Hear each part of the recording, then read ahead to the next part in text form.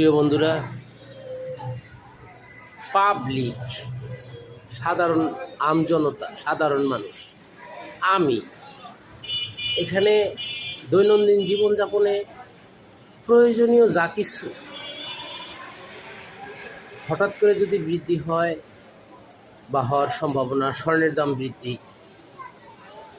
তারপরে গ্যাস জ্বালানি এটা বৃদ্ধির কারণে হোটেল রেস্তোরাঁ খাবার, যেই সকল খাবার প্রস্তুত করা হয়, খাবারের যে পরিমাণটা পাইতো এখন সেই পরিমাণ কমিয়ে দিচ্ছে। তারা মূল্যটা বাড়াইতে পারে নাই, কিন্তু খাবার কম দিচ্ছে।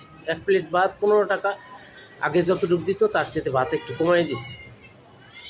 একটা রুটি যতটুকু ময়দা লাগতো, আটা লাগতো, সেখান থেকে পরিমাণ কমাই দিচ্ছে।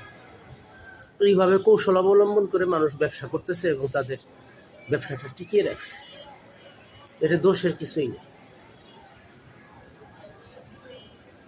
আপনার আয়, রুজি রোজগারের যে আয়, সেটা একভাবেই আছে, কিন্তু ব্যয় বৃদ্ধি পাইছে, মানে খরচ বাড়ছে।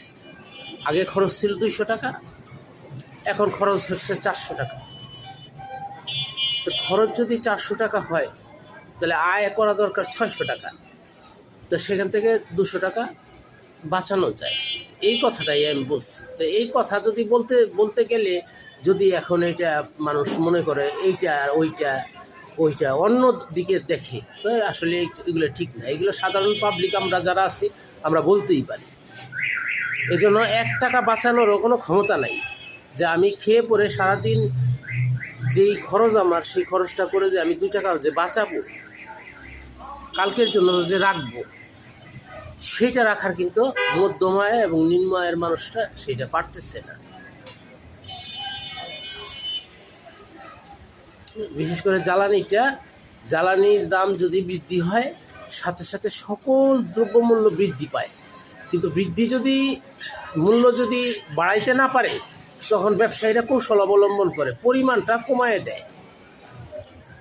পরিমাণটা কমায় দেয়, দামটা ওই অবস্থায় থাকে। 100 গ্রাম যদি পায়, দাম বৃদ্ধির কারণে সেইখানে 100 গ্রামের পরিবর্তে 75 গ্রাম দেয়, 25 গ্রাম কমায় দেয়।